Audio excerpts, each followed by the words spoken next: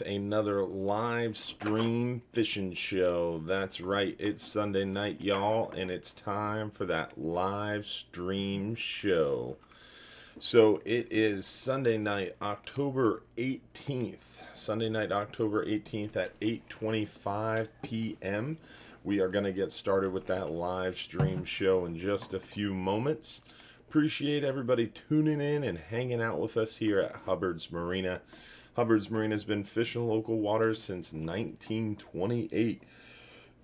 Nearly 100 years and 4 family generations. We've been doing a little bit of everything on the water, and tonight we're going to be talking all about near shore and offshore fishing tips, tricks, and more. So make sure to sit back, relax, grab your drink, and get ready for that live stream show. Don't forget to comment where you're watching from, and don't forget to like the video if you're watching on Facebook. If you're watching on YouTube, give us a thumbs up on the video. Comment where you're watching from, and then don't forget, if you want a chance to win those free fishing trips, you do have to comment one time on the Hubbard's Marina Facebook stream. That's what makes you eligible to win those free fishing trips. So again, you have to go to facebook.com, find the Hubbard's Marina page, and comment one time on that live stream video in order to be eligible to win those free fishing trips. We are going to get started very shortly, folks. In the meantime, you got a minute, make sure you like Hubbard's Marina on Facebook, follow our page. Don't forget as well, guys, if you're watching on YouTube, make sure you subscribe to our channel. Over 73% of our YouTube viewers are not subscribed to our channel. So I'd really appreciate it if you hit that subscribe button on our YouTube channel. That'll help us out a lot, and so appreciate it. We are going to get started very shortly. If you're watching live, just bear with us a few moments. If you're not watching live, you can skip forward to where you see the video start. And for those of you watching live, we will be getting started here very shortly, just getting our giveaway links prepared so we can give you some free fishing trips. So make sure, live, just bear with us a few moments. If you want a chance to win those free fishing trips, you have to comment one time on the Hubbard's Marina Facebook stream. You can watch on YouTube, you can watch on Facebook, you can watch on any Facebook page that we're streaming live to, but you do have to comment at least one time on the Hubbard's Marina Facebook stream in order to be eligible to win. All right, we are doing well. Tonight, I got Captain Frank in studio. What's up, Captain Frank? Yeah. And we've got first mate extraordinaire, Kylie. How are you tonight, Kylie? Good. And we are excited for our show. So again, guys, if you have a question that you want answered live during the show tonight, all you have to do is text your question to that phone number in the upper right-hand corner. That's 727-393-1947. Text that phone number in the upper right-hand corner if you have a fishing question that you want answered live during the show. Alrighty. I don't see any questions yet, so hopefully you guys have some questions ready for tonight's show. Again, if you have a question that you want answered live during the show, text us at that phone number in the upper right hand corner. And with that, I think we are ready to get started. So without any further ado, what's up, guys? Captain Dylan Hubbard here again at Hubbard's Marina. We got Captain Frank and Kylie back here in the back. Thanks for tuning in tonight. Again, it's Sunday, October 18th, and we are excited to start our live stream show. We're going to be talking about near shore and offshore fishing. We're going to be giving away over $700 in free fishing trips, talking a little bit about weather, dry dock, and answering your questions live. So again, if you have a question, make sure you text it to us in that phone number above Captain Frank's head, and we'll get to it live during the show. You're a terrible pointer. You missed it. There you go. It's the opposite way you think it is. All right, so we are going to get started by showing you what we've been catching lately. We always start with our inshore catch, what we've been seeing inshore. And right now, inshore, we've been seeing these black drums start biting better and better. This happy young angler was down there fishing with his grandpa, catching some nice black drum from the dock, using those shrimp on the bottom. Redfish action going. Did I open the wrong? I think I opened the wrong file here. Well, at least it was on like walleye and pike or something. No, that was the right file. You could have kept lying or something. Yeah, I was like, this looks familiar, but maybe it's just familiar from. I gotta double check myself. No, these are new photos. I haven't shown these yet. That was weird. I had deja vu there for a second. So the redfish bite is still going really well. Been catching a ton of redfish in the Back Bay area. Pretty much from the flats to upper Tampa Bay to the passes. Lots of redfish action. The soft plastic paddle tail, like you can see here, is a great option, but they're liking those live shrimp and those greenbacks, the white bait as well. The snook are still around, still catching plenty of snook in the pass around the dock lines, mangrove shorelines. The snook bite is still going really well. There's a big... Yeah, that's a nice one. Yeah, that's a big snook. Zoe James caught this one on a local hot spot. Some nice fish for sure. So redfish bite's going really well. Still some nice snook around. But the snook bite's definitely starting to slow down a little bit and give way to that super hot redfish bite. A lot of mangrove snappers still around the structures, but they're giving way to those sheep's head. The sheep's head are starting to pick up inshore, and the trout bite's going okay, especially around those bridge lights, dock lights at night, edges of the grass flats. See, Frank, I told you people were going to complain about no white sunglasses. I just read that. I saw it. We finally got rid of the white sunglasses, guys. Well, we didn't get rid of them. I just stopped wearing them on the show because I was tired of hearing about them. So. Well, thank you. I appreciate it. Yeah. So the white sunglasses are still around, but not going on the show. I got it. Right. So now I just look like a Colombian drug lord. Instead, instead of whatever else you thought I would. Miami Vice, the white sunglasses. So we've got near shore, we've got the hogfish bite picking up, and that's why... Finally, Yeah, that's why we have Captain Frank here tonight. Talk to us a little bit about the hogfish action. The lane snapper have been biting really well, too. We've been seeing lane snapper on our 5 hours. Yeah, the half days. Yeah, half-day trips catching lanes, 10 hours catching a ton of lanes. Yeah, lots. So lane snapper bite's going good, and then these gag grouper are starting to come near shore. Seeing some gags as shallow as 70, 80 foot of water. Catching a lot of them closer to around 100, 110 foot. And then the flying hub 2's been catching a few nice ones out there closer to like 120 to about 170. Man, that one looks like he had his head up under that ledge. Look at that. Yeah, it's bloody from trying to get out from underneath that ledge. Yeah. Some nice gag groupers. There's another one near shore on the hub. The half-day trip's been seeing some big mangroves. This is from a half-day trip, but we've been catching a few nice ones on the 10 hours as well. Mm-hmm.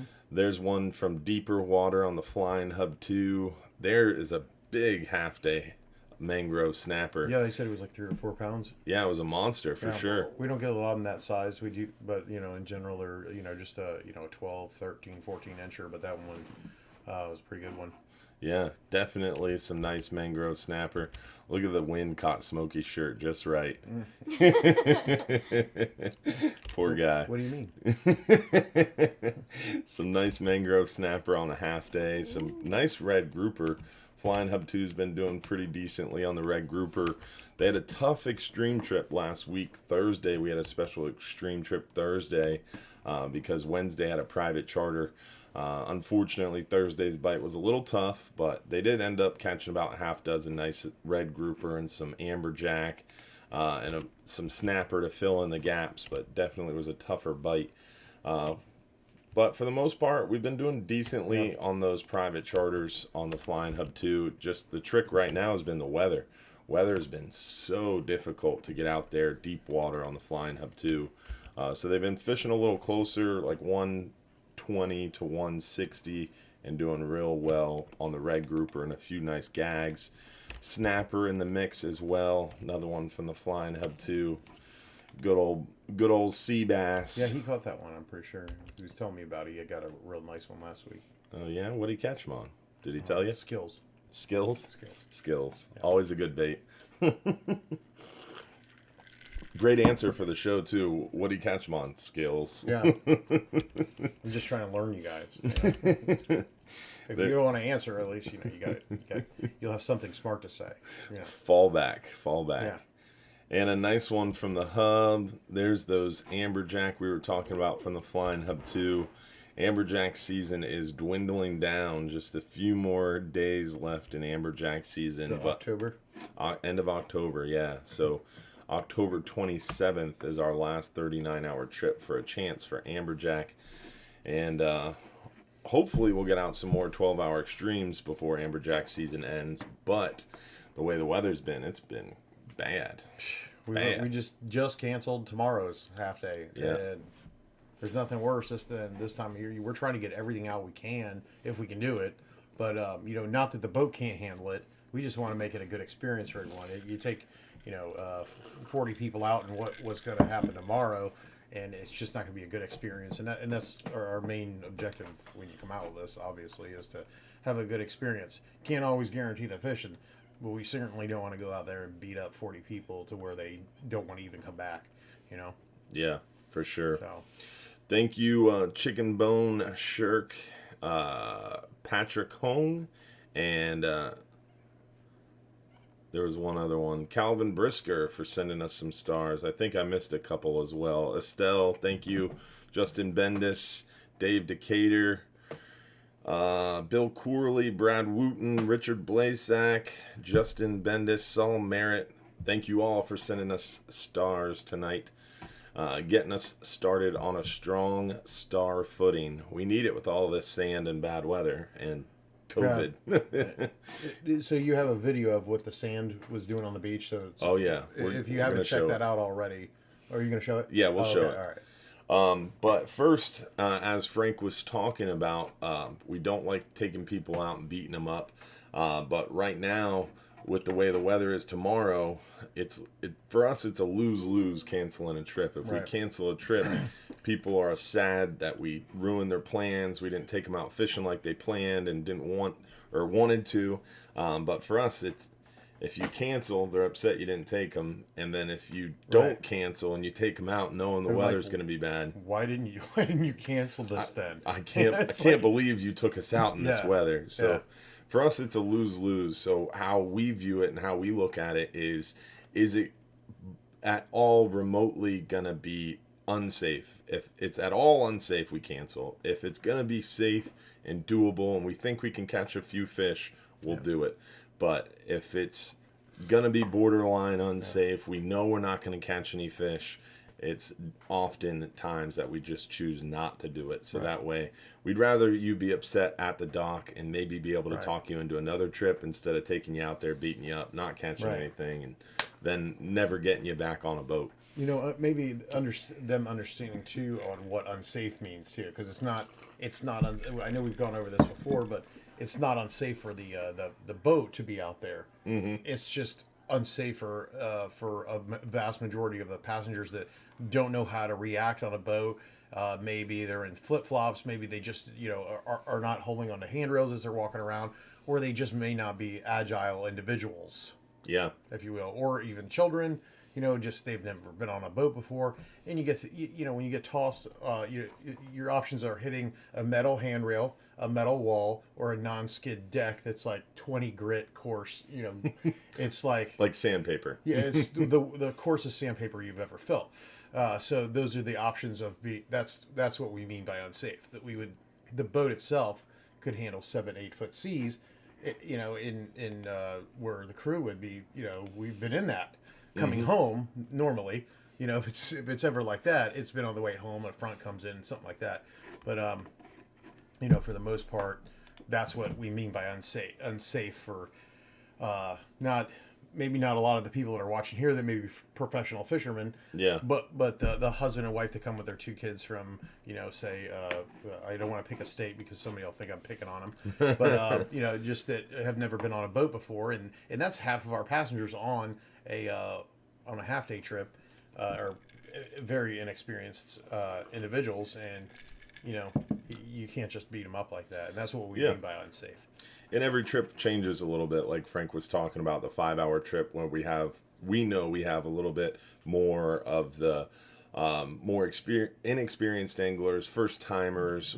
Obviously, we want to go a little bit more careful with those anglers. Whereas if we jump to like a 44-hour trip, those are going to be more experienced anglers. They've been offshore a few times. They might be able to handle a little bit rougher conditions. Yeah, if it was if tomorrow was a private charter of the Tampa Bay Fishing Club, say, we would probably be going tomorrow. Yeah, hogfish hunting. Yeah, something to that extent at least. But thank you, Jonathan Reese and Jim Evans, for sending some stars. We got Christine. I can never pronounce your last name, Christine. Cateltus. Cateltus. That's a good guess there, Frank. Just call it Kettle One. And they're supporters. They're Facebook supporters. So I appreciate you guys. And Dan Netto, 1,000 stars, big Facebook supporter. Appreciate you guys in the supporters club for hanging out with us. Don't forget, anybody can join that supporters club. At the bottom of the video, there's a little link to become a supporter. You get behind the scenes footage. You get to see Captain Frank let loose and take off his professional cap. He doesn't really wear a cap, but he takes off his professional cap easily. What are you talking about? Remember we were filming the video in the front of the boat when we were tarpon fishing? Oh, yeah. And I said, oh, it's not really a live video. Yeah, behind the scenes stuff. Gotcha. What are you talking about? How quickly you forget.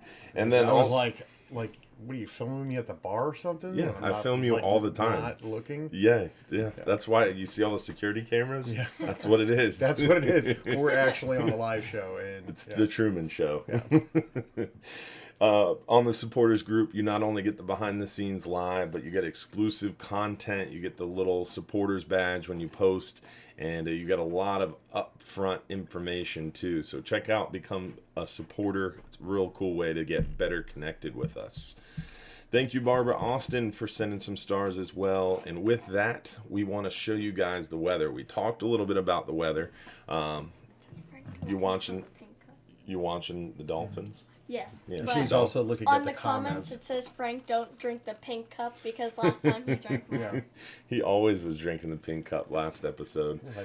But on our website, under Fishing Trips, you can scroll down to where you see the weather links. On the weather links page is going to be all the weather links that we use to check the weather for your trips. So under Wind Finder, we're going to check out the 5 and 10 hour forecast and show you guys. This is inshore, so you can kind of get an idea of what the weather's doing.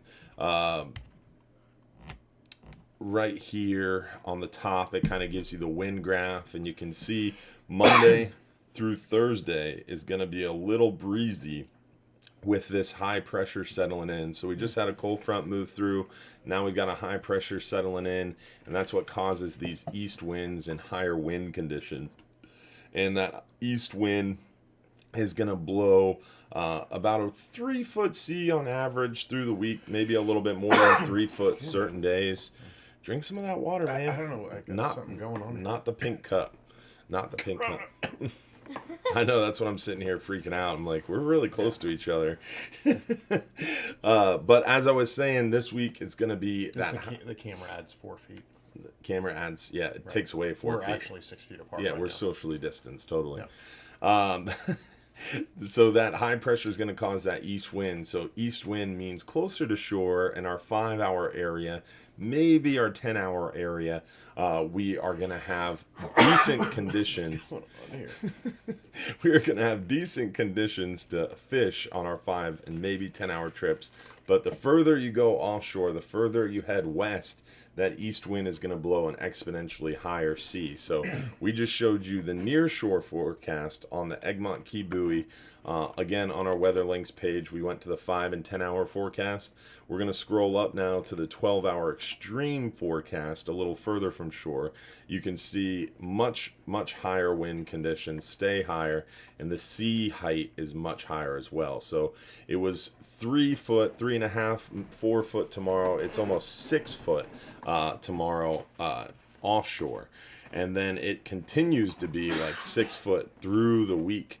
So not very good offshore. So unfortunately, we're not going to see the Flying Hub 2 get out Wednesday unless some weather conditions change. So hopefully it'll calm down a little bit and we'll be able to make it out there. But the weather is definitely a little breezy through this week. But luckily, it's going to calm down just in time for our 39-hour trip on October 23rd. So we're looking forward to that for sure. And we're looking forward to our first 39-hour back after dry I'm dock. excited. You ready for the 39-hour to start back up? And the Florida to come home. Oh my gosh, Yeah, I we- forgot the Florida left. Yeah, it's been going to. Where have you been, Kylie? Doing schoolwork, riding lessons. School. I forgot about Yeah. school. Well, I also have riding every Wednesday. Yeah. So. You're taking horseback riding Yes. lessons? You gotta study hard to get those D's, you know? I'm just kidding. I have A's and B's. She is. Tough crowd tonight. This is what we do. All right, so we talked a little bit about the weather, and Frank, you were gone, but we talked about the weather while you were having that coughing attack. Yeah. I don't know what's going on. Maybe it's the gum. I don't know. I don't chew a lot of gum. I just The cigarettes. It was in my wife's car, so. So the also want to talk to you about the new Nomad design lures. We got a full line of those Nomad DTX Minnows and Nomad Mad Max. So some cool new lures for that 39-hour trip. That's gonna be bad to the bone. You have them. I haven't showed you yet because you're gonna want them, and they're expensive, so I don't want to give a bunch to you. But yeah, they're about the same price as that Rapala X-Wrap, but we have bigger sizes than the Rapala X-Wrap, so they are a little bit more expensive for those bigger sizes. Sorry, this just all of a sudden came on. I coughed once, and You Yeah. were here for 15 minutes and didn't cough once. I know. Then we turned the live button on, and he's coughing up a It storm. feels like there's I saw somebody. I saw Bobby say, I don't think he's going to make it, man. Betty Hall, thanks for the stars. And let's see, Susan Walters sending us a bunch of stars too. I think your problem is you're not drinking Give me some Jameson. liquor. Yeah, see, that's the problem. You're not drinking out of my glass. Well, I'll put it in here or something. Yeah, there's a bunch of bottles right here, man. Don't use the pink cup. That's We got mine. Jameson on deck. And we got, you want normal Jameson Do or you have the a big shot bottle? glass or something? No, you can use the white glass. It's just for. Or actually, it's just for the cough. I've got whiskey cough. and I've got glasses right Oh, here. there you go. There you go. This is so terrible. Somebody says you need a cough drop. Yeah, well, Or a shot that's of what we're Jameson. doing here. This is how Granny used to do it. That's what Granny Do you know used how to bad give the this kids. is going to break on us? I am just doing water because I have my kid with me. Okay, and as you guys most know, that I love my daughter very much, and I would never put her in a situation. But I'm a bad influence. I'm literally just putting a splash in here. And this better be as good as you say it is. Are you kidding? You've never had the Black Barrel Jameson? I don't know what I drank. It When I smells get to this point, it doesn't really matter. It could be Old Crow or something. Old Crow. Oh my Well- gosh. Now you're just That's it. All right, I would have given you the cheap stuff if you were just going to leave talk it there like just that. in case it, I have All right. another episode. It makes me uncomfortable when my bottle's not close to me. Okay. All right, so with that, let's see if we can give away one of these 5-hour half days for 2 guests. 5-hour half days for 2 guests. You feel better now? Really? All right, let's see. It was very smooth. It is smooth. Smooth as ice. Yes. It goes down too smooth sometimes. Susan Walters, thank you so much for the stars. And let's see who won a 5-hour half day for 2 guests. Remember, if you're picked as that lucky winner, you do have to text that phone number in the upper right-hand corner with your home address in order to claim your free trip. Can I say the name? Yeah, you can say the name. Jennifer Widner. Widner. Widner. Yeah, I'm going to go with Jennifer Widner. Jennifer Widner. Hopefully get this Congratulations, Jennifer, for winning that 5-hour half day for 2 guests. 5-hour half day for 2 guests. Oh, crap. I did not mean to click out of that. Yeah, That sorry, is Jennifer. frustrating. We gotta take it back. No, we just got to get that back up and running before we give away that 10-hour all-day trip. How about that? Who'd have thought? What? Jameson Black Barrel for fast, effective relief. For fast, effective relief of coughing episodes. There it is. Kills the coronavirus. It's not a funny joke, is it, Kylie? No, it is funny though. All right, touche. All right, so with that, as Frank mentioned earlier, we wanted to show you the video of our current situation with the sand. This is wild. Oh. If you missed it this morning, we're going to show you real quickly because it is just that crazy. You have to see it. Frank, did you see it yet? Is this from 2 days ago? No, this is from this morning. No way. Yeah, Oh, man. because we had the east wind. Yeah. Sucked all the water out. Well, it wasn't even low tide yet. Well, let's just watch the video. You guys can see too. Oh, it'd help if I unpaused. Heads offshore for our 5-hour half-day fishing trip. We've got our live stream show tonight at 8:30 p.m. if you want to join us for that. But you got to see how crazy this sand is right now. So there's dry land. There's the bridge. I could hit the bridge fender with a lure at this point. That is how big this beach is. Wait until I pan around. You guys are gonna freak out at how much sand and how far this beach extends out now. It is 50 yards out from Johns Pass, and look how far out the sand extends past the front of the dock. It is easily 30 feet beyond the front of the dock now. It is crazy, and it's not low tide. It's not even low tide yet, and we are standing easily 50 yards inside Johns Pass. Look at that. Crazy how far it extends beyond. And there again is beach and the bridge. I have never in my life, in 30 years, I have never seen sand this far into a navigable channel. You are watching the end of Johns Pass and the end of water access as we know it. If the county, city, and state doesn't do something, it's crazy to me that they haven't talked about extending these jetties more. Again, not even low tide. We are at 0 right now. We are at sea level. If we have a negative low tide, I'll be standing almost at the bridge at this point. It is crazy. And inside our dock system, the friendly fisherman, that's our friendly fisherman, can't even pull into its slip. There is an island in the middle of the friendly fisherman's slip. And that dry land was up past our dock almost 30 feet just 2 days ago. We've been working our tails off to get that sand pushed back just so we could continue to use our main dock. The sand would have literally been over the main dock at this point if we weren't working so hard every day to keep this sand back. It is crazy out here. Look at this sand. I'm impressed that I'm able to hit the fender with the lure. I saw a guy today fishing the bridge, fishing the bridge from this sand. Literally, you can cast to the bridge from the sand. That is not good at all. And all I can do is laugh. People ask why I'm still able to smile. I'm able to smile because we'll make it through it.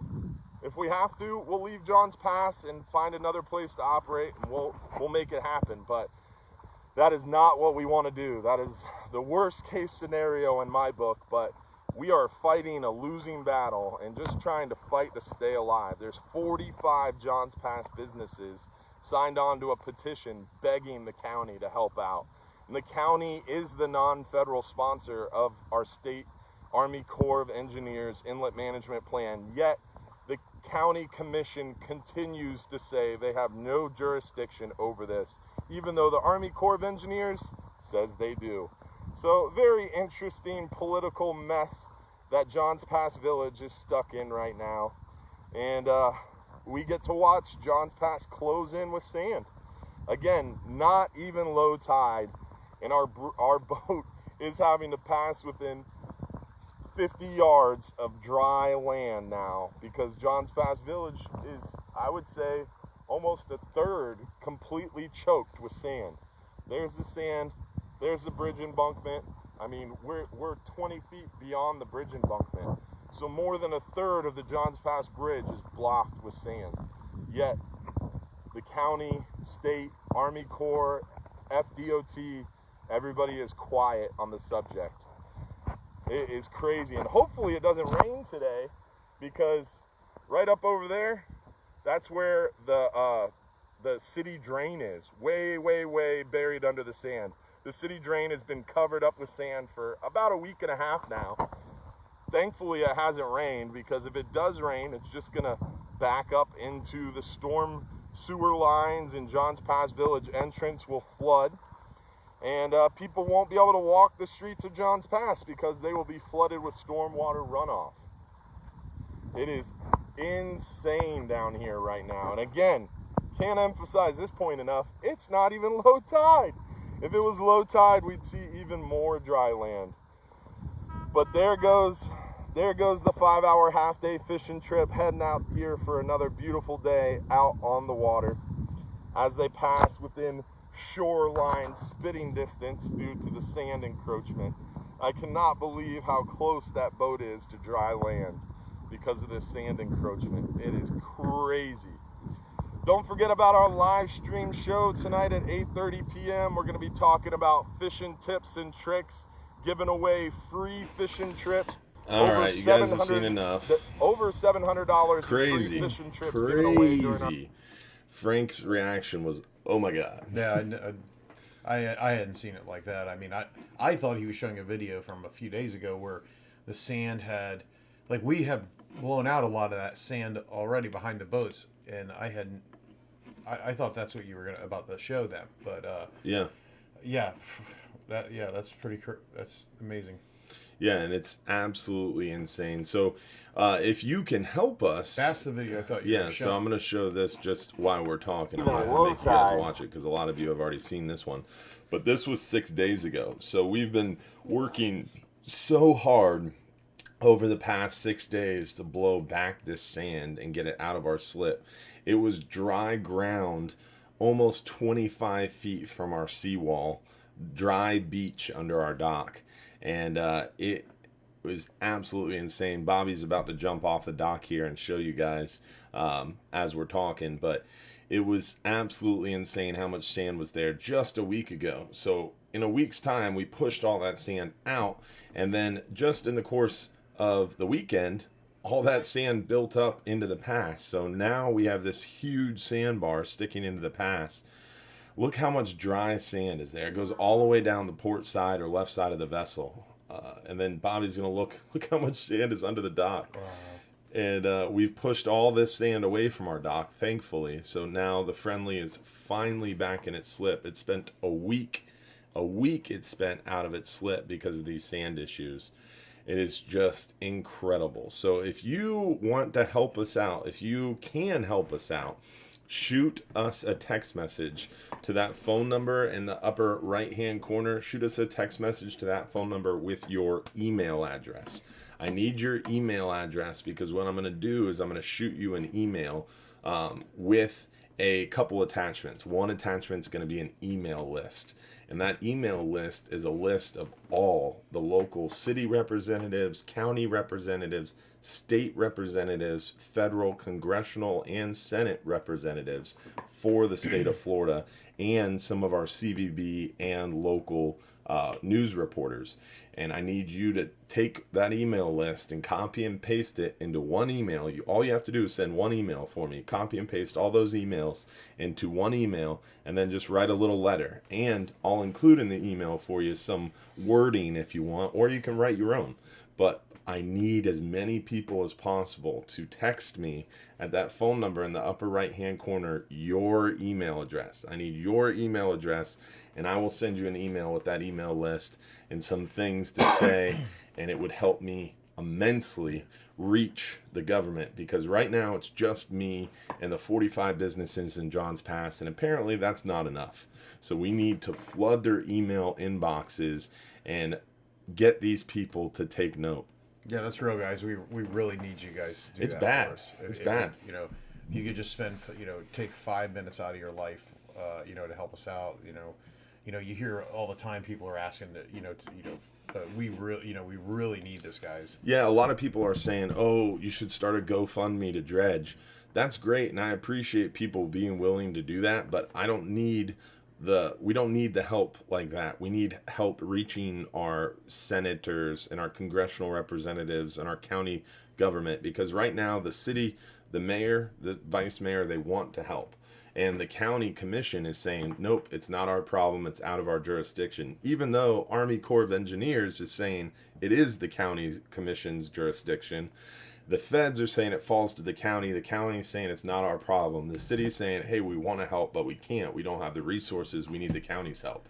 And then the FDOT, who's really the main issue here, is not answering at all. I can't get them on a phone. So help me out. Shoot us a text message to that phone number in the upper right hand corner, and I'll send you an email. You can help us email all these people, and hopefully we'll get some good long-term solutions, because we could dredge tomorrow. We dredged 2 years ago. Yeah. Over almost $200 spent to dredge. It lasted 8 months. 8 months, I think.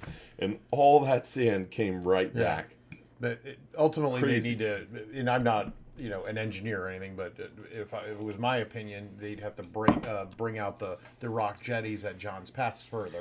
And you're not an engineer, but the engineers also agree. That's in the 2018 Inlet Management Plan. They spent all this time, money, and energy to do an inlet management plan. The state did that with Army Corps of Engineers, with the county as the federal sponsor or non-federal sponsor. And they have an alternative 6 in the 2018 Inlet Management Plan is extending both jetties by 230 feet. Wow.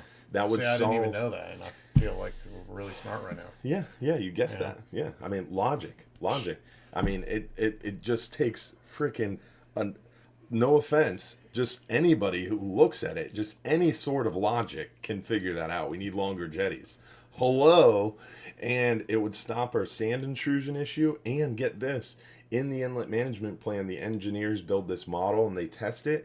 If we build longer jetties, it's like building a longer barrel of a gun. So a short barrel gun, you shoot a bullet out, it goes wild. It's not accurate over long distance. You get a longer barrel, that bullet's more accurate over longer distance. Same thing with longer jetties. So if they build longer jetties, it creates what's called an ebb jet. So on outgoing tides, that tidal flow will actually jettison in the Gulf, and we'll have a straighter, deeper Johns Pass channel. How about that? So instead of going out of the bridge and taking a left and taking a right and having to jog around a sandbar, straight out, baby. Nice. So we'd have deeper, straighter channel. We'd have no more sand incursion, and we'd have a 3.5 times longer jetty system. Could you imagine the snook fishing in the summertime? Could you imagine the kingfish and mackerel in the spring and fall? Could you imagine the gags? You'd catch keeper gags off that jetty. Yeah. I mean, it's Fishing, a no-brainer. Yeah, it's like a little artificial reef. It would be the biggest artificial reef in the entire region. That'd be awesome. It would be Ew. insane. Well, if we could get them to do it like 1,000 feet, we could Yeah, spearfish off. even better. Right? Isn't that what it is? 1,000 feet jetty, you can spearfish off them. No, you have to be 1,000 feet from a jetty, and it's 1,500 feet actually. You have I to think be it's the first 1,000 feet of a jetty. After the 1,000 feet, you can spear. No, Like, no, it's 1,500 feet, and it's 1,500 feet from a jetty in order to spearfish. But I like the way your head looks. I like the way your head works, not looks. perfect. All right, with that, let's get into some questions before we run out of time here. So, some questions. Again, text us that phone number, your email address, and I'll send you all the information to get behind us and help us out. Where's all the sand coming from? It's coming from beach renourishment projects. They throw all that beach sand up on the beach, a wave hits it and it washes away. They spent like $15 million on beach renourishment last time, and they put all this sand on Sunset Beach. Like 2 months later, Hurricane Irma came by. Gonzo. Gone. $15 million. All that sand on Sunset Beach was gone in less than 6 months. And all that sand, where did it end up? Blinds Pass in Paso Grill, choking the passes. And the same thing has happened in Johns Pass. All that money they spent renourishing Clearwater Beach, Sand Key, Reddington Beach, Reddington Shores, the north end of Madeira Beach. All that sand has come down and choked the jetties, choked the beach groins, and is now filling Johns Pass. That's where the sand came from. We need longer jetties to stop it. Is Spanish sardines a good bait to bring on the long-range trip? The Spanish sardines are great bait. They work well, but the thread fins we provide work really well. I mean, I typically stick to the thread fins on the boat, but There's a lot of old timers that swear on them that that is their bait of choice, and I mean, I guess because we have the thread fins, if there was 2 buckets there, one with thread fins and one with sardines in it, I might pick out the sardines. well, what it comes down to for me is sometimes a little bit different bait. Yeah. If you're the one guy, if there's Yeah, 20 that's for guys, sure. 20 guys dropping baits, and you're the one guy that's dropping a different bait, Yeah. it might not be that your bait's better or the fish like it more. It just might be a little different. It's Yeah. got a little different scent, little different look. They might be attracted to it for that reason. But we used to use sardines as a company. We only provided sardines up until I was probably like 21, 22 years old. But unfortunately, the local U.S. market for sardines have pretty much dwindled to nothing, and you can't get good quality bulk sardines locally for any decent price. So we get threadfin, which is a higher quality bait that we can get in bulk. We get pallets of it. We go through like 2 pallets of threadfins a week during our busy season, and we couldn't get that much Spanish sardines.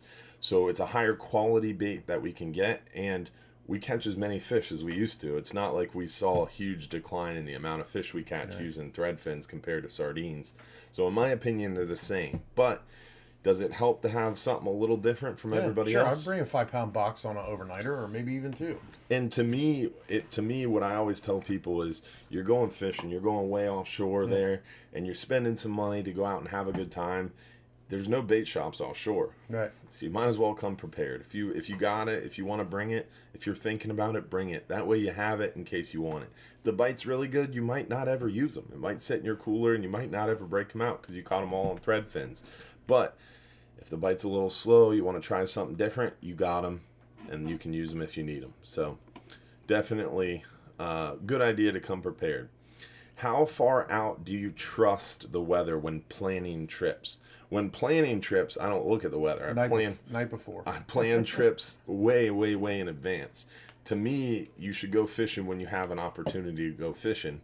And if you have a day off of work, plan a trip. But as far as the weather goes, really, in reality, I start to look at forecasts about 3 to 5 days out. I don't start to trust forecasts until they're maybe 2 to 3 days out, and I will not cancel a trip based on a forecast until the absolute last minute, like 48 hours for one of those long range trips, and maybe 24 hours, maybe even 12 hours from some of our shorter trips, because the weather can vary so much, Yeah, especially this time so of many year. times it'll call for 3 foot, and this is not. And I'm not saying so many times, but it has happened a number of times where it'll call It for happened last week. 3 to 4 foot, and it was like a sheet of glass the next day. And it wasn't because they were wrong. There was 3 different models predicting that, and just something stalls the system. See, you're pissing me off because this brings me. Tomorrow's going to be beautiful. I'm gonna hit you so hard right now. So this brings me back to last week, where it was the same thing. We don't want to wait till last minute. We want to try to give our guests as much notice as possible. So I hate waiting till the morning of to cancel a trip. So I think it was like maybe 5-6 days ago, you and I were talking, you were running the trip. We were talking the night before, the weather didn't look good. We were like, man, let's cancel it. It was like 4+ foot. It was calling like 20-25 knots. We woke up the next morning and it was 1.5 foot less than forecasted. Everything had laid down. It was still 2.5. And this butt face, because Kylie's here. I'm not going to say anything else. But you texted me and you said the face you make when you make a wrong, or the face. What did you say? Oh yeah, to me? that morning I said that I texted him the first thing in the morning. I said, "You know that face you make when you realize you just made a bad decision." You said something a little different. Whatever. that was the idea of it. It was like, maybe we should. First thing, wake up, roll over, and saw that text laid down message. for like from 8 to 10, and then it got right back at whatever. It was less than 2.5 foot all day. So upset. That was a sore subject, bro. You brought it back up. Yeah. Poking the bear. Poking the bear. Without seeing the picture yet, I'd be willing to bet Frank has glasses on his head. Well, you bet correctly. He always has glasses on his head. I can't wear glasses on my head because I hit my head on stuff and then I break my glasses. I think they make me look taller, so I wear them. Ow. I'm kidding. Do y'all sell live shrimp to anyone, or is it just people who fish with y'all? What was your answer? I was just immediately thinking, not to you. No, we'll sell shrimp. But then the rest of the question that makes sense. Then we'll sell shrimp to anybody. There it is. Next question. I mean, there's you can come to Hubbard's at any time. We have a full bait shop there, hooks, anything. You could even rent rods to shore fish right from our office there, and you can buy rods. You can buy shrimp. You can buy frozen bait. We got everything, and it's for anybody. You can come by any time that we're open. Yep. Which is like from basically 6 a.m. to 8 p.m. There you go. How about that? So, yes, we do sell shrimp to anybody. We typically order hundreds of thousands of shrimp a month. So we got tons of shrimp all the time. We don't always have pinfish for everybody. We typically keep those for our trips unless we have extras, and then we'll sell those to the general public. But we always have shrimp for everybody. Unless it's the summertime, from around July 4th to around August, late August, when the kids go back to school, there is a shrimp shortage that time of year, and sometimes we run out. My name is Jonathan. My son is 17 and started a very successful local jig and tackle business, bringing him November 20th on the 39-hour trip as a gift for his success. What's one solid tip for him to be as successful as possible on the trip? I mean, on a 39-hour trip, the best way to be as successful as possible is, hopefully you've been on a few trips. If it's your first time offshore, every trip has a big learning curve, and the longer the trip, the bigger the learning curve is, and the more steep it is. But if you've been on a few trips, it lowers that learning curve. It makes it a little easier. Even if you fish every day on a different boat, or you fish every day up in New York, if you come down here and do a long range trip, learning curve's still going to be high because it's a little different, So to me, I always suggest people watch as many videos as they can, read as much as they can on the website, call us, stop by, talk to the crew. That's going to help lower that learning curve for you. But the biggest thing you can do is ask questions and listen to the crew and captains, And also, if you have your own tackle, make sure you're using a double snell rig. Make sure you're using that lighter tackle at night when we're fishing for those mangroves. Make sure you have a dehooking tool, a venting tool. Make sure you're prepared with stuff to sleep with, stuff to shower with. Plenty of changes of clothes, around 4 changes of clothes for a 39-hour. And watch that video. There's a video, like a 25-minute video on the 39-hour page about how to pack. Yeah, it's gonna fill you up. Yeah, for sure. Lots of watch that video. information. They're gonna set you up for success with that video, and don't put your elbows on the rail. Yeah. Right. If you're standing there fishing, you could wait 10, 20 minutes without a bite, and then boom, it happens. If you got elbows on the rail, it's Got to be standing up with your finger on the trigger, as I say. right. Your hands got to be on that reel. That's right. 'Cause as soon as that fish bites, you got to start cranking. So real important to be ready and have a bait in the water. The longer amount of time your bait's in the water, the more fish you're going to catch.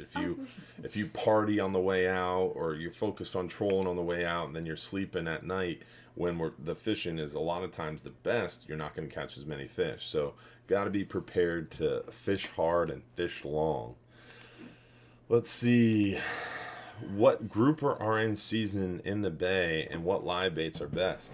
Well, all grouper species that you would catch in Tampa Bay are open. Red grouper, gag grouper, everything's open right now as far as grouper. Live baits, I mean, I like a pigfish, a live pigfish or grunt. Big live pinfish works. And a big shrimp too. A big shrimp also works real well too. Are mangoes being caught in the bay now? And what is recommended? Live shrimp for mangroves in the bay, or white bait, the greenbacks.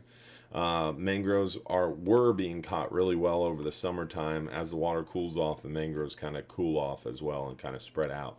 The bigger mangroves this time of year will actually swim near shore. So the life cycle of a mangrove snapper is it starts real small in the mangroves.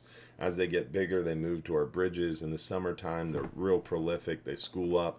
Then as they get bigger, they move near shore. And then as they get bigger, they move offshore. So that's how it's going this time of year.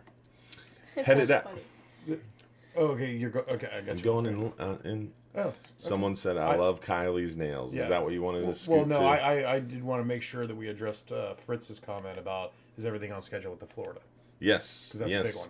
The Florida is on schedule. You Coming take back it tomorrow, away. right? Yeah. All right. Yeah, you So, answer it. I got to drink my Jameson. The Florida is coming back from Tarpon tomorrow, and I got to go cut him a check. I got to drive to Tarpon in the morning, and then the boat gets to come back. those are the times where you don't want to own a boat. But Yeah, so we'll be back to our 10-hour all-day trips, Tuesday, Thursdays, and Sundays, starting the 27th of October, I believe is our first one. the right? last, the 25th is the first 10-hour on the Friendly Fisherman. Oh, is that right? Yep, this Sunday, back to action. Cat and Bobby first, and then you'll be back the 27th. Yeah, okay, that's your my first trip. first one. Yeah. Yeah. All right, so that's Ready to catch some hogfish? Man, I'm so ready to get back on some hogfish, and I'm thinking that we're actually going to put some gags in the boat towards the end of this year. Big talk. I do believe that they are going to. I know that they're already coming in because we're getting them. Yeah. And as much as I hate to admit it, I got my butt whooped probably 3 times last week, and they were not hogfish, and they were not red groupers, and they were on big shrimps, and I need to get back out there. He's itching to go fishing. I got a score to settle. With that, it is time to give away a 10-hour all day for 2 guests. Since we're talking about the 10 hours, let's see who won a 10-hour free trip for 2 guests. Remember, if you're picked as one of those lucky winners, you do have to text us in about 5 minutes to that phone number in the upper right-hand corner. Kylie, take it away. Who won? Lori Stalker Myers. There you go. Lori, you're the lucky winner of that 10-hour all day for 2 guests. Congrats. Congratulations. Awesome. All right, let's see what other questions we had. Heading out in our first 5 hour on Wednesday with weather and sand. Are we going to get to go? The sand is not going to stop us. As I said, as I showed in those videos, the sand is absolutely ridiculous and it is totally screwed up and it's costing us a lot of money, a lot of damages, a lot of payroll, a lot of fuel, a lot of wear and tear, but we will not cancel a trip because of the sand. Worst case scenario, we will move our boats and we will pick you up where we need to pick you up. But we're not going to let this sand slow us down. We're not going to let this beat us. But it sucks. and to address the question of the weather, I don't know. Tomorrow is supposed to be the worst of the 4 days, but it could very easily slack off for us. And Wednesday is it's most likely going to be a day where we're going to anchor. So And you're hogfish. probably going to see hogfish and maybe even some mangrove snappers. We got a few yellowtails this week too. So we got yellowtails, lanes, hogfish, and mangrove snappers. You don't normally get those a whole lot on the half day. But this week, if we're anchored up, you're going to see those. You may see less of the gray snappers, though. So We caught more black sea bass today than I've Yeah. ever seen on a 5 hour half day. I mean, every stringer had like 2 to 4 yeah, black cool. sea bass. And the crew said on one drift, or they were anchored up, on one anchor, like 2 or 3 laps, the only fish on the deck were black sea bass. that's Crazy. That's weird how that happens. Make sure though that you bring shrimp. Get shrimp. If we do go out on Wednesday, we are going to anchor, and you're going to want to have the shrimp. I can never guarantee you're going to catch something on the shrimp, but when we're anchored up, it is the best bait for those 4 fish I was telling you about. So make sure you have those. If we do make it out on Wednesday, and we're crossing our fingers that we definitely want to, We probably will. I mean, Yeah. looking at the weather before the show, like Frank said, it's probably going to be a little bit more bumpy on Monday, which is tomorrow, and then it's going to kind of even out closer to 3 foot the rest of the week. So tomorrow, we're going to keep the boat at the dock. We're going to blow like heck. We got a crew coming down at 1 a.m.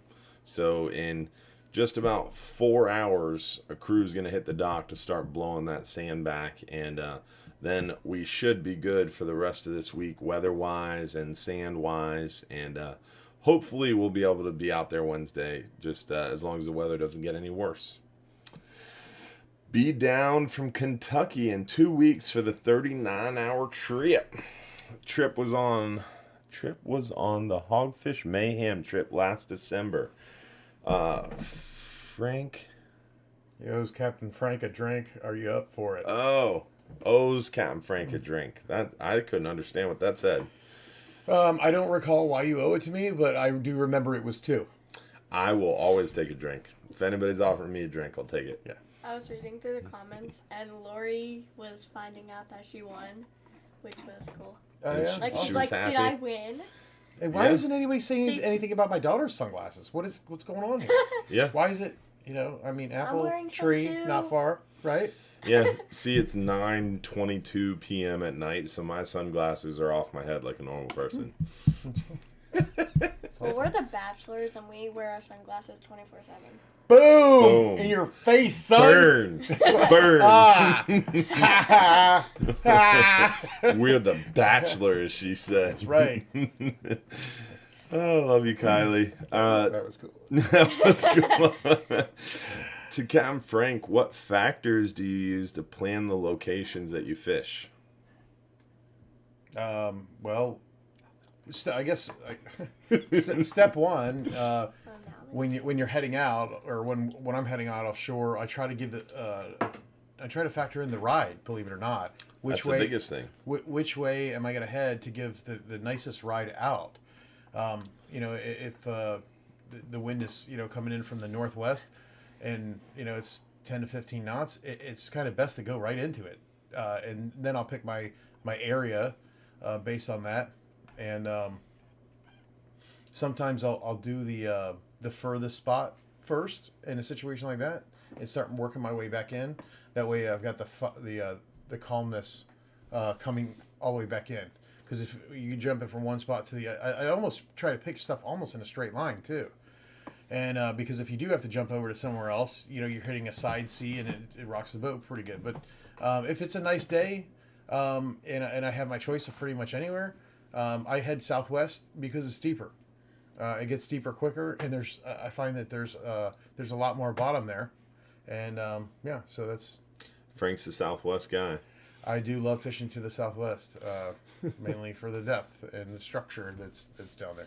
There's a lot of good bottom down there. Yeah, and I'm sure there's somebody out there saying, "Oh, there's so much stuff up." Yeah, of course. That's what I was about to say.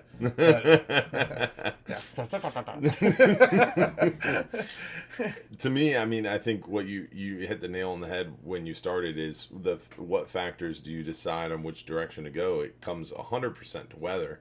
If there's any sort of sea, whether it's a 1.5 feet, 2 foot, or 4 foot, it all comes down to where we go. It doesn't do you any good to get out there and only 2/3 of your people are fishing.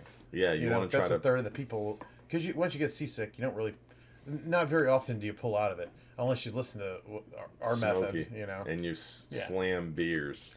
It works, people. I know. Slam beers. It works for real. I've done it.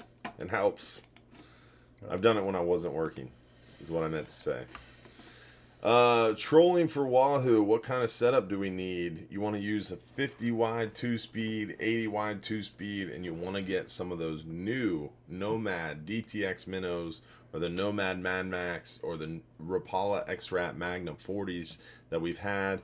But those Nomads, we brought them into our shop specifically for wahoo, big tuna, and big kingfish. They're specifically designed for higher speed trolling.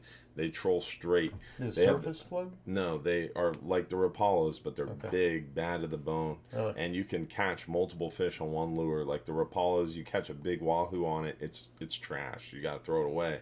The Nomads, I mean, they're heavy duty. Really? Yeah, and they have this auto-tune system. We have them in the shop. Yep. Yeah, they have an auto-tune system, so you control that diving plug at 12 knots. So it's like a Rapala. The Rapala X-Raps are the best diving plug that we've ever used. They troll up to like 9 knots straight, but these Nomads can troll up to like 12 to 14 knots. It's crazy. That's fast. And the Mad Max is like the Shimano or the Yozuri Bonita. It can troll up to 18 knots. Crazy. Yeah, that's crazy. And it dives deep. Yeah, I can't wait to see them. You don't have one here, do you? No. We don't have a lot of them. We just brought them. Show the people, We just brought them in. Why would you show a new product on a show like this? I mean, Poking the bear. Next question. For the fishermen ready for the October trip, do you get thermocline over here like we do? I don't understand that question. No, we would that. Not really a thermocline. I mean, we see a thermocline maybe December if you're fishing out super deep, but we don't have it like the East Coast. It doesn't really affect like. We don't have currents like the East Coast. Yeah. Thermoclines are mostly caused by currents, not temperature changes. And we're not when we troll on this, but we're not like. That's not the main objective. The main objective is to get to our spots and start bottom fishing. People troll along the way, and a lot of times they'll do really well on it, but it's not we don't target. We don't move the boat. Bottom fishing trips. Yeah, we don't not move trolling trips. We don't adjust our spots to target anything, trolling for a thermocline, with a I think what he's talking about though is the thermocline is for bottom fishing, because on the East Coast, they have real bad thermoclines because of the current is so close to shore. Mm-hmm. So those out over there on the East Coast, you go like 3-5 miles off, you foul off a shelf, and that current is so close to shore that they get a really layered thermocline, and the bottom fishing can actually change based on that. But we don't have that in our beautiful Gulf of Mexico. So basically, no. Our fishing's better than yours. Your answer is no, and we could have just gone on to the next one. There is no thermocline over there.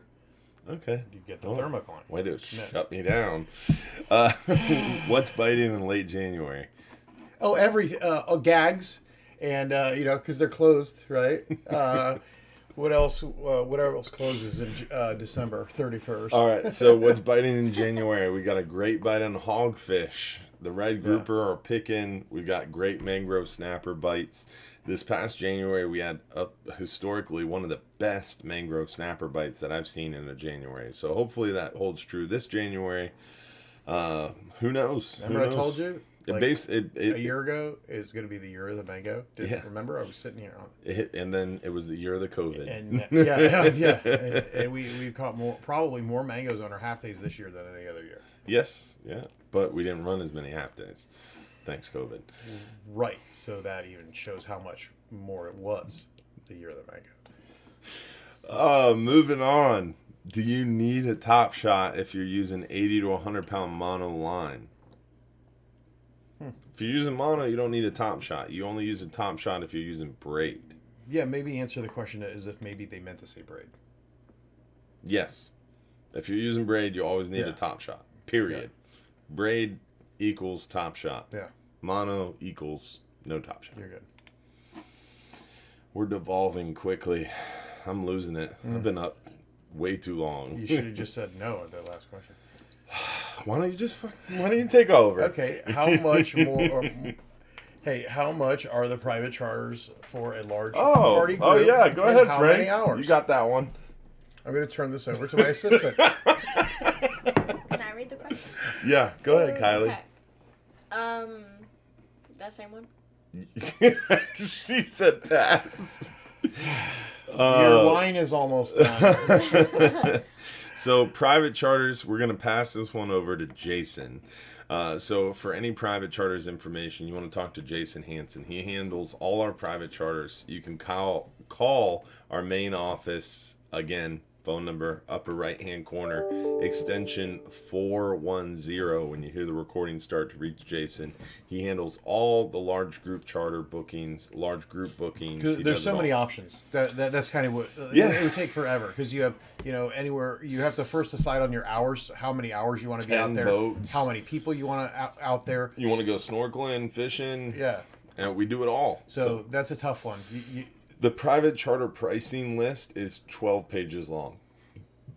So when you have that many boats, it's just what it is. So you just have to call and we do everything. Give us a little bit more detail. We can help you out better. Yeah, we do everything from offshore signings to ash scattering trips to celebrations of life, memorial trips, bachelor parties, bachelorette parties, corporate events, team building events, island parties, beach camping, fishing, deep sea fishing, offshore fishing, deep drop fishing, inshore fishing, gator fishing, fly fishing. We got it. Shrimp gumbo, shrimp scampi. Yeah. Orange shrimp, lemon shrimp.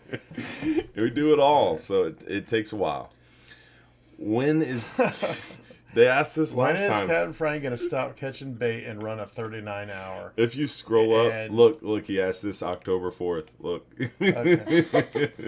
Okay. So I like to be home every night because I still love my wife. But once...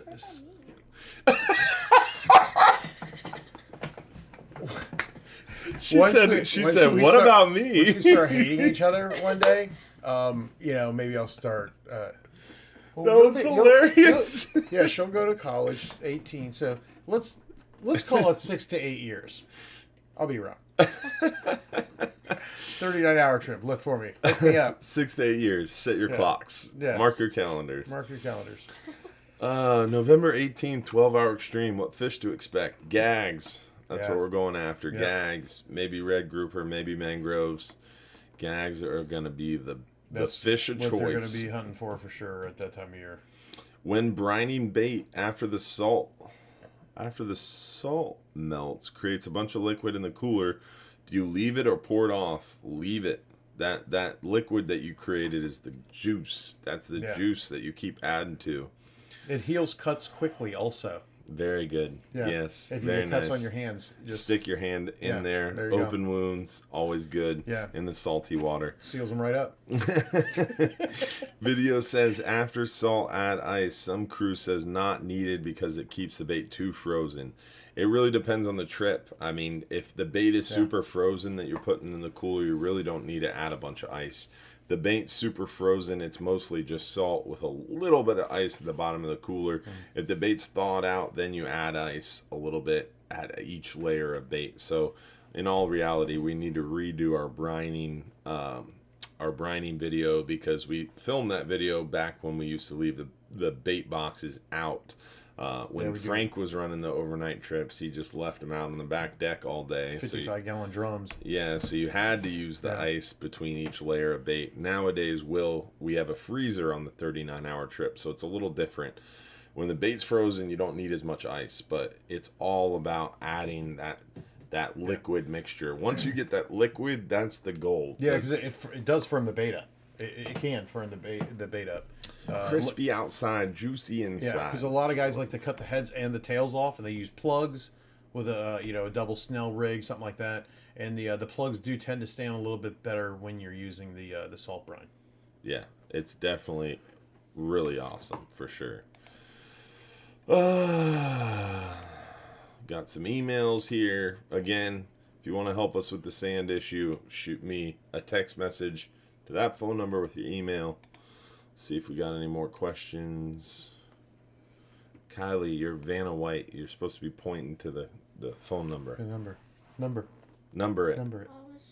Oh, you There you were? go. Oh, very nice. Oh, you already were. Oh, what's the hardest fish to reel in, Frank? Want me to answer? The one that got away. The one that got away. The bottom, according to all the people on our boat, is the bottom. No, I got the big one. Hardest fish to reel in. So, I would, take out any kind of surface fish right out the. People like the jacks, but I mean, you can just run them down till they're tired. But I mean, They will break you off a occasionally. gag grouper though, man. Especially in a shallow water. Like if you're fishing off a seawall, you hook into a 25, 30-inch gag grouper on a seawall, it's on. Yeah. I'll use 80-pound test with a big dogfish stick and a 6/0 reel, and they will work you up and down the freaking seawall, man. This guy from Hudson, he's fishing in like 10, 12 foot of water, 25 miles from shore up in Hudson. And I don't know how far, but he's fishing in shallow water. He keeps emailing me and texting me about, I keep getting broke off in 10, 12, 15 foot of water, and it's a new rod, it's a new braid, but it's a big fish. I'm using a 125-pound test, and I keep getting broke off. And I'm like, dude, you're fishing a sharp rock with some big gags around it in shallow water. Give us the number. We'll check it out. We'll help you catch them. Yeah. But yeah, no, it's... Give you all kinds of pointers. Somebody said amberjacks are the hardest. Amberjacks fight hard, Yeah. but they won't really break you off as much. Normally, yeah. I mean, amberjacks will take it out of you, but you eventually land an amberjack. Most of the time, yeah. I mean, unless you're fishing a big wreck with big relief, most of the time the amberjack's going to run out away from structure. You'll be able to land them eventually, unless you get hung up or tangled up. To me, my opinion, hardest fish to reel in, I think I don't want to, and I don't like to, but I think I agree with Captain Frank that a big gag. Write down the state and the time. A big gag, or a big black grouper, even more big black grouper. But a big aggressive gag is the hardest fish to land. They are just They're so quick. Yeah. If you hook them near their rock or their ledge, you got to get lucky to land a big gag. That's true. That there is so much luck into a gag grouper fishing. Like if you want to land a 25+ pound gag grouper, you got to be in the right place at the right time with the right tackle, and you got to get a lot of luck and a little bit of skill. And a suicide note from the grouper. Yeah. It's like that serious. Because if you hook a 35, 40 pound gag and he's anywhere close to his rock, even if you have a 150 pound test and a 10-out hook stretch and a the line 9-out reel, they're gonna stretch the line 10 feet and be in their hole. If you're fishing 100 foot with a 100-pound mono and a 125-pound leader, it's got at least 25 pounds of stretch. Yeah. So you're typically fishing a lower gear ratio reel, like a 1 or a 3-to-1, 2-to-1. So you got to put 20 cranks on that reel before that fish can't break you off. And if in you the were bottom. to use straight braid, got You're no talking shot. about the hooks bedding out, and even these 10 times strong ones they are great hooks, but even they're brittle. They will snap on you at that point. And that's not every time, of course.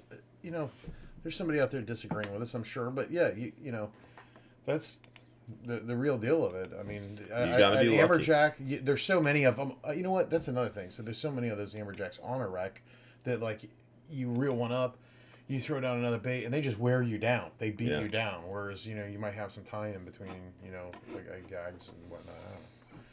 All right. Yep. All right. Shout out to Pete and Christine. I gotta ask you, Pete and Christine, how to pronounce your last name next time I see y'all. I don't know. I mean, it's kettle, like kettle one, and then toss, right? Kettle toss. Kettle toss. I mean, that's where I'm going. I like kettle one. I got that. We have not talked about any kinds of foods or sandwiches lately. But we've talked about liquor multiple times tonight. And why would we do that when come on? It's like, this is the time where Foods or sandwiches? talking about ice cream cones and stuff. I got my dog over here. I want ice cream. I want ice cream too. Dang it, If I Coyote. ate ice cream when I got home, that would be the third time today. Really? That's not true. Really? You ate ice cream without me, Dad? Yeah, you weren't here. Oh, You were in the shower. I wait till you're in the shower. That's when I eat all my I ice was cream. at Tyler's house. There we go. That doesn't help me. Kettle Kettle Dad. Pete, you tried. Kettle Shout out to Toss. Pete and Kettle Chris. Toss. So they Kelto misspelled toss. their last name? Is that No, what just they're happened? trying to help us pronounce it, but we're Kettle fishermen. Dodd or We're Kettle fishermen. Toss? It's the second one. Oh. The first one was obviously a mistype. Second one's obviously what they're trying to say. Okay, so- but we are not. Kettle Toss. I thought we were Give me a Kettle thumbs up. teachers. Kettle Toss. You Kettle are toss. the expert here. Both of Okay, us. Kettle your dad- Toss. Is that right? He's just gonna keep Thumbs saying up. stuff. Oh, wait, scroll down He because- doesn't know. Scroll down. No, he's texting us at this point. Right. Well, I'm trying No, to... this is devolving quickly. Yes. Oh, you were right. Ah. Kettle toss. All right. I really thought you had it. Captain. Yeah. I was. Oh! Frank has it right. Awesome. Pete, that hurts. He had some struggles with Pete. And Christine, I had to spell it out. Chris, Teen. Yeah, I'm not an English major. Definitely not. fishermen. Far from it. I just drank from the pink cup. Really? Can't even remember what cup this is. And he's trying to tell me how to pronounce names. Pete. All right, let's wrap this up. We are 10 minutes over time. Are we? Kylie has school tomorrow. Give him some free stuff. I'm giving him free stuff. First, we got to make our announcements. We talked about the weather. Subscribers page. If you like what you see here, you want more of this backstage stuff, the behind the scenes stuff, the stuff we don't show on our Facebook page. Make sure you become a subscriber. Got exclusive content, more cool stuff on the subscribers page. So definitely check out subscribers. Dry dock, we talked about nomads, hogfish update. They're biting. You really didn't give any hogfish tips. So do that while we wrap up. All right, bring shrimp. Bring shrimp. That's our hogfish update. We are getting more hogfish right now than we've seen in the last couple months. They're just starting to come in. We're getting them on the half days. I'm super excited about focusing on my all day trips to get out there with some true hog fishermen that come out there and do hogfish with me. And I do feel like we're gonna get we're gonna start. Are you allergic to pufferfish? Am I allergic to No, puffer? you. Yeah, I am. Somebody actually said. You're allergic to pufferfish? yeah. How could you be allergic to pufferfish? Frank, are you really allergic to pufferfish? Yeah, I can't touch pufferfish or remoras. You That never it's that told me slime that. on them. Seriously, if I take it my finger and I touch a pufferfish and I go like this, I'll have a stripe of hives there. I didn't Same know with the that. remora. I can't touch remoras or puffers. Also, somebody. You didn't know? I feel like you're making this up No. right now. Just two specific species Well, then of fish. think about it. Why would somebody just come out and say Because that out of people the say blue? wild stuff on Facebook, man. No, it's true. It's true. If it makes me less of a man, I'm sorry. but I cannot grab a hold of a pufferfish. My hands break out in hives. That's real. Am I allergic to anything? How did you I figure will laugh this if out? I'm telling How you did you a joke. figure this It's out? like if I Over fart, I time? will tell you I farted. You know, it's the same. I'm No, not lying. I know most of the time you're pretty straight up with Yeah. me, but I feel like you're full it's of true. it right now. And I'm sure there's other people that will say that will back me up. There's got to be somebody else. Somebody right now. Dude, Say I want to go out fishing tomorrow, catch a pufferfish, and throw it at you. Yeah. I'm gonna blow it up Somebody said I will I'm allergic to and throw it at you. catfish. I will show you. I will show you. No, I'm gonna find out for myself. make I'm a gonna video throw a of it. pufferfish at your face. We'll make a video. That's awesome. I can't wait. I hope it's just like barely filled with water. You know the puffers I'm talking about. The male puffers. Okay. All right. All right. Give some free stuff out. All right, get let's going. wrap this. I got up. this. I got a kid to get to Yeah, bed here. yeah, me too. My kid's Yeah. already in sleep. You're still driving, right? Yeah. What? Yeah. It's gonna be a mess when I she's said the 16 in here. When she's 16, we're When I'm gonna 16, both be in I'll- trouble. Still be the same height. Yeah, Yeah, and but you'll you're be gonna be able to driving your dad drive home. your dad home. So we're gonna get hammered in here. Yeah. Then Oh, you're gonna- somebody backed you up. He said yes, he is allergic. LOL. Boom. I don't care what they say, Kylie. I still don't believe Apparently, them Dylan or wants, him. Dylan wants to call his captain and his guests liars. I love you That's- guys, That's but the kind of business he runs. I just don't believe this is true. How could it be two specific species of fish?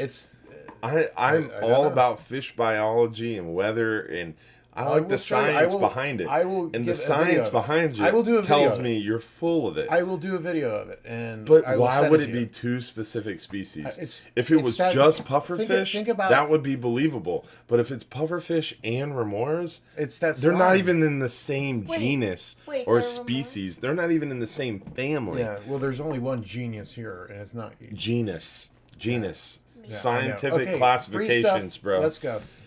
Let's go. You make me so angry. I gotta go. So You angry. hate me so much. Let's see who won a 39-hour trip. I am so if you hungry like right the now. show, let's tune in next week. They're every Friday or every Sunday at 8:30 p.m. Let's see who won a free 39-hour fishing trip. 39. Here's the big one. This is why they're really here. 39-hour fishing trip for one guest. Allergic to porgies too. I'm allergic to porgies. No, that's smoky. If we're That's just making species up and allergies up, I'm definitely Yeah. allergic to porgies. And hard work. Somebody hugged a rockfish. Oh, let's see who won a 39-hour trip before this 39-hour gets trip. Here we worse. Before I lose my job. Randy Kessel. Hey, Captain Dylan and Captain Frank. Randy's been watching these live shows for a long time trying to win a trip. So Cool. shout You out did to it. Randy. Congratulations. And thank you, Captain Frank. Yeah. Kylie, thank you for being on the show. And This thank one you was all fun. for watching. We'll see you next week, 8:30 p.m. for another episode of this terrible show. And It's not terrible. It's the best show on online. There it is. there it is. There it is. And I'll see you guys on October 27th. Or if you want to go with Bobby on Sunday, the 25th. 25th. That's when our first one is. I would go on the 25th. I do think that the 27th, I am going to be targeting hogfish. And maybe I probably won't do a show between then and now. So just bring shrimp, man. Bring If shrimp, you're coming with me, ladies. bring some shrimp. Bobby's been doing really well with hogfish and mangrove snappers too. So if you're going on Sunday, you should do just fine with him also. Oh, somebody said when she's 16, she'll be running the boats. She That is probably will true. be. But you got to be 21 to have a merchant mariner credential. I thought it was Kylie. 18. No, 21, dog. Wait, to start working there? No, you got to be 16 to. Kylie, technically, you already work here. You're like, what, like 14 now? 12? Yes. 12. I've been working there I since didn't want to was say like 4. 14 and be wrong, so I went higher. You know, That's good. You That's- always overestimate. Right. So technically, you already work here. You've been working here. Since I was 4. Yeah, you got a crew shirt on.